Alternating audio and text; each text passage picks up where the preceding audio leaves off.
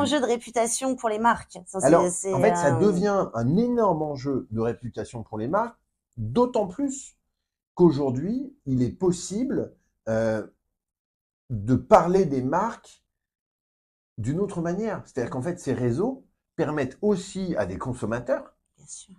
qui, peut-être, il y a 20 ans, auraient écrit un courrier à l'UFC Que Choisir, hein, Oui. mais qui, aujourd'hui, vont faire un tweet, qui, aujourd'hui, vont faire une vidéo sur YouTube, et qui, du coup, vont trouver derrière eux tous ceux qui pensent que les marques, les entreprises, le business, c'est tous des salopards, et qui vont là, Une du espèce de coup... convergence Ben oui, des colères sur une marque. mais oui, mais moi je le crois déjà un peu, hein, je veux dire, Oui. hein, que les Il marques, m'avait fait ça il y a 20 ans. voilà, c'est pas bien, que les entreprises nous Mm. mentent, que les politiques sont complices et tout ça. Et du coup, ce qui est très intéressant, c'est que chaque petit élément qui va venir nourrir le mensonge aura beaucoup plus d'impact que un très très gros élément vrai qui viendrait le contredire.